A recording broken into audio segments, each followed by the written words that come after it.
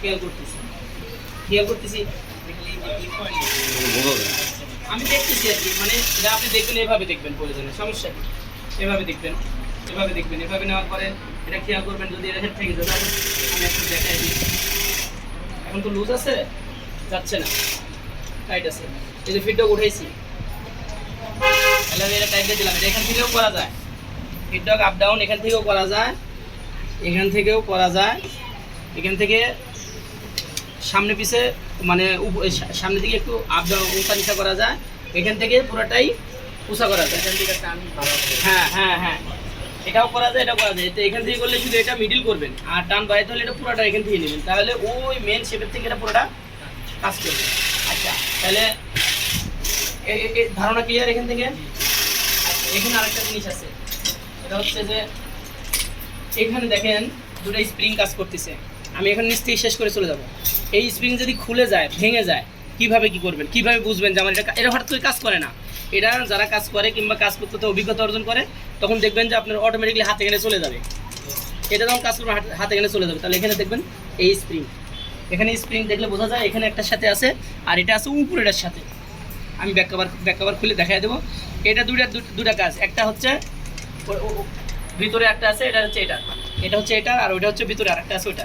হ্যাঁ, এই তাহলে এখানে আর কি বাকি থাকলো আপনার এখানে জানতেন? এই ক্যাম্প আমি ওই মেশিনে দেখাই দিতেছি, কি বাকি থাকলো দেখতে বলেন।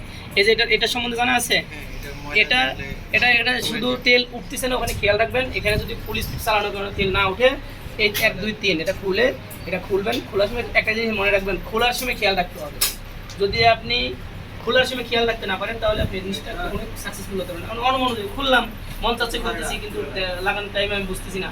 খোলার সময় যদি ভালো করে দেখে খুলতে পারেন, লাগানোর সময় লাগাইতে পারলে, তাহলে এখানে আর কিছু নাই, তেমন কিছু নাই। মানে এটার ময়লা পরিষ্কারটা কি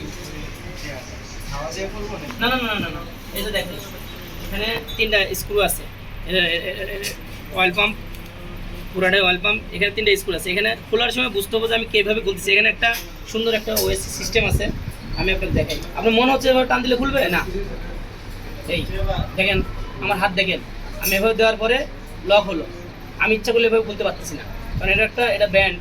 এই কারণ কি, এই একটা লকের ব্যাপার আছে। এই যে একটা লক, এটা এইভাবে দেওয়া থাকলে থাকতোই, পড়ে যেত করে, তাই না? তাহলে এখানে আমি একটা কথা বলছিলাম, একটু টুকরা কাপড় দিয়ে যাবেন। এখানে হিসাব হচ্ছে, দেখেন এই যে নেট, এখানে ময়লা জমতে পারে যে কোনো কারণে। হ্যাঁ, তাহলে কী করতে হবে? এখন আমি এই জিনিসটা যে খুলবো, এই জিনিসটা যে খুলি, এখন আমি ইচ্ছা করলে কিন্তু এটা টান দিলে বেরোচ্ছে না। তাহলে এটা একটা ওয়ে আছে, সব কিছুর একটা নিয়ম আছে। এই নেট তো খুবই ইয়ার একটা ব্যাপার আছে। হ্যাঁ, এই যে খুললাম, খোলার পরে এখানে যদি এরকম কিছু হয়, আপনি নিডেল আছে না, এই নিডেল নিয়ে যদি একটু জং ধরে, মানে এমন অবস্থা হয় যে হচ্ছে না, তখন এইভাবে করবেন। এইভাবে করার পরে এই উল্টা দিক দিয়ে প্রেশার ক্রিয়েট করবেন, হাওয়া দিয়ে যখন প্রেশার ক্রিয়েট করবেন, তখন এটা বের হয়ে যাবে আস্তে আস্তে। আর ডিজেল ব্যবহার করতে অনেক সময় আমরা